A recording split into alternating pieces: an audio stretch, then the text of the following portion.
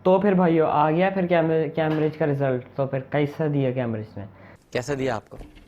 है नहीं दिया? अच्छा।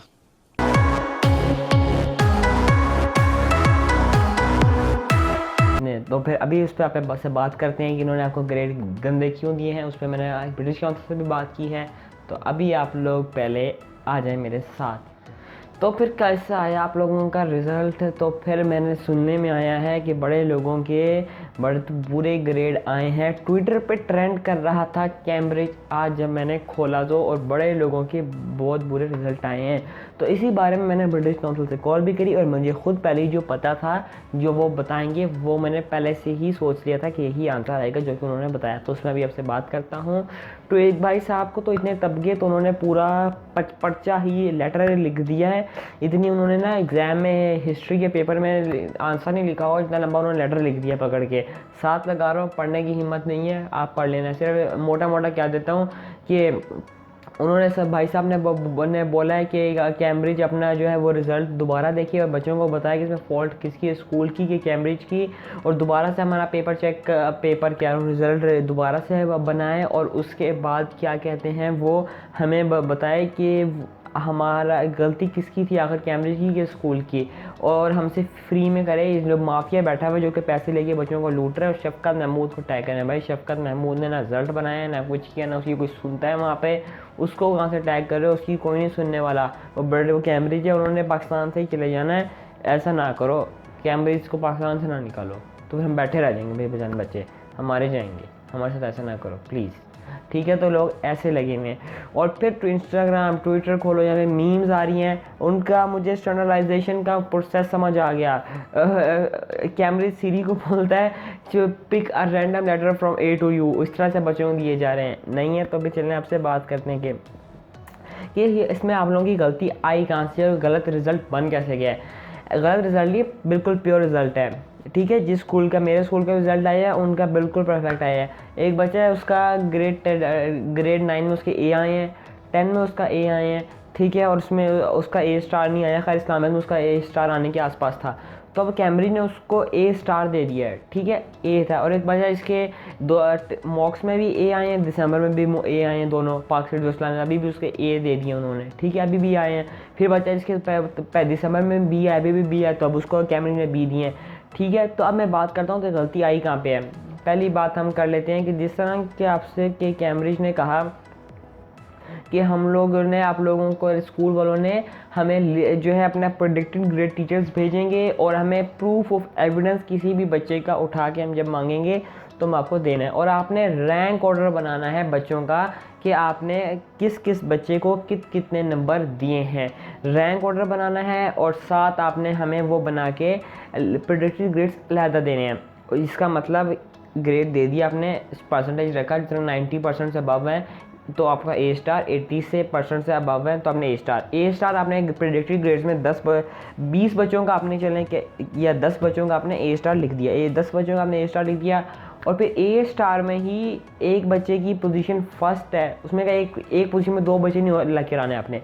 एक पोजीशन बच्चा फर्स्ट पोजीशन पे खड़ा हुआ है ए स्टार में, वही बच्चा 10th पोजीशन पे खड़ा हुआ है ए स्टार के अंदर, ठीक है? एक ये हो गया।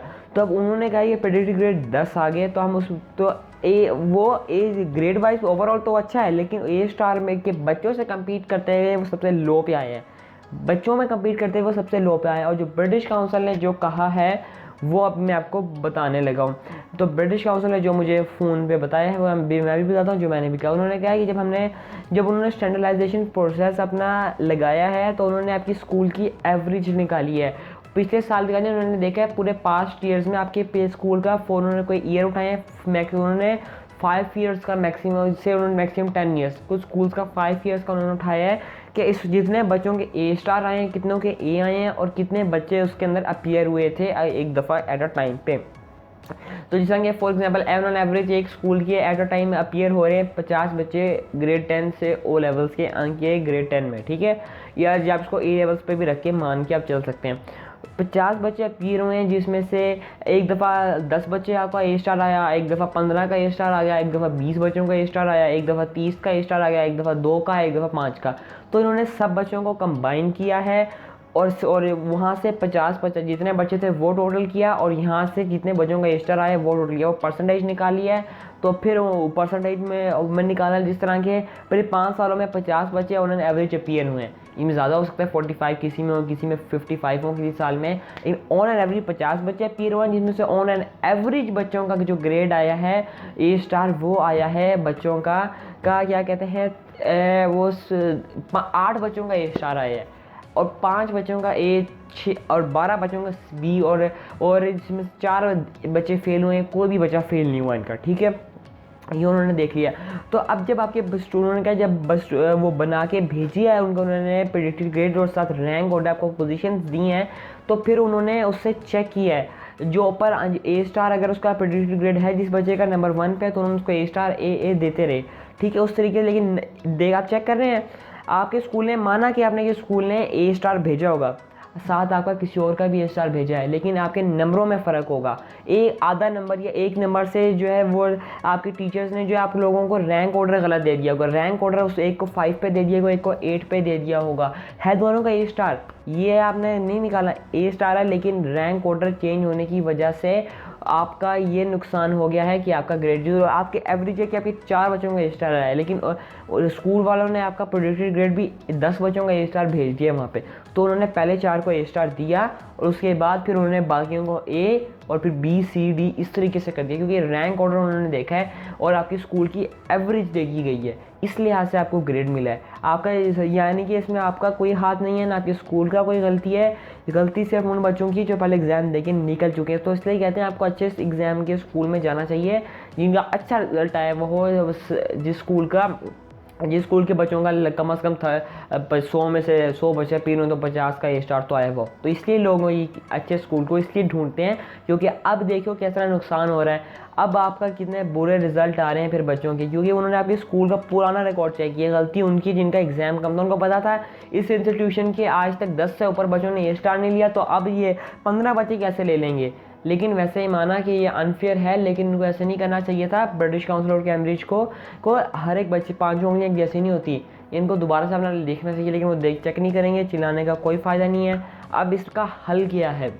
हल इसका यही है कि या तो आप इसका रीटेक दे दें अक्टूबर नवंबर में, या तो आप इसको क्या कहते हैं ग्रेड बढ़वाने के लिए जो पैसे देखिए अभी भी उनकी स्कीम चल रही है, क्या पैसे दें तो आपका ग्रेड्स ऊपर बढ़ जाएगा। वो आप अपना वो दोबारा चेक करेंगे, अपना स्टैंडर्डाइज प्रोसेस दोबारा करेंगे। मुझे लगता है, उम्मीद है कि ग्रेड बढ़ सकता है, तो आप पैसे दे के अपना ग्रेड बढ़वा भी सकते हो। अब आपकी आगे मर्जी है जी है या कि उस तरीके से कर लें या फिर आप इनको रीटेक कर लें, लेकिन मोस्टली गो फॉर रीटेक। लेकिन पैसा जो बर्बाद हो रहा है, लेकिन पाकिस्तान की गवर्नमेंट इसमें कुछ नहीं करने वाली, तो इसमें आप ट्विटर पे हाथ ठिकाना बंद कर दें।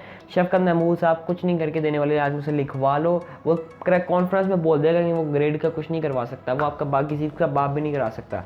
तो अगर वीडियो अच्छी लगी हो तो शेयर ठोको और सब्सक्राइब का बटन को कर दो